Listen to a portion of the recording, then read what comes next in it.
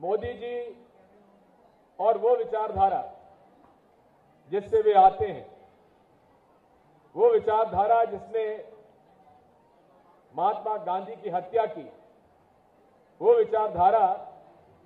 जो भारतीय संविधान को मानने से जिसने इनकार कर दिया था, वो विचारधारा जिसने भारतीय संविधान को जलाया, वो विचारधारा जिसने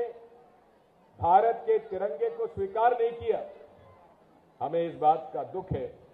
कि आज उसी विचारधारा का एक व्यक्ति देश का प्रधानमंत्री है। हालांकि इसके पूर्व अटल बिहारी वाजपेयी जी भाजपा के प्रधानमंत्री थे, लेकिन उन्होंने फिर भी जिस प्रकार से मोदी जी ने इस देश के लोगों को बांटा है, जिस प्रकार से इस देश के गंगा जमनी संस्कृति को बर्बाद किया है, जिस प्रकार से उन्होंने झूठ बोलकर, गलत आंकड़े देकर और जिस प्रकार से उन्होंने चाहे जुडिशरी हो, चाहे सीबीआई हो, चाहे सीवीसी हो, चाहे एनफोर्समेंट डायरेक्टरेट हो,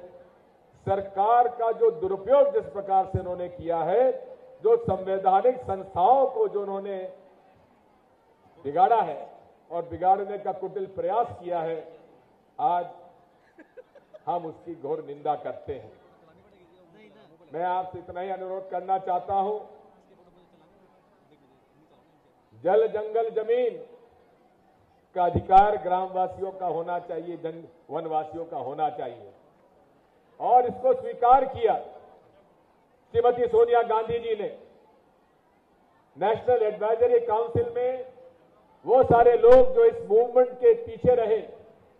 वो सारे लोग जो आज जिन्होंने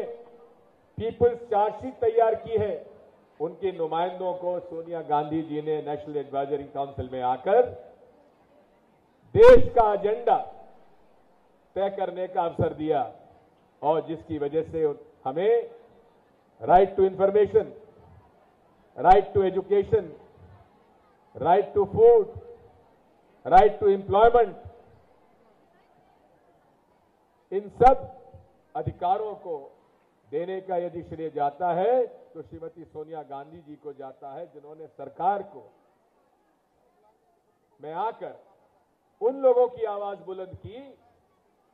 जिनकी आवाज देश की राजधानी तक पहुंचती नहीं थी। और आज जिस प्रकार से जो पेशा कानून है,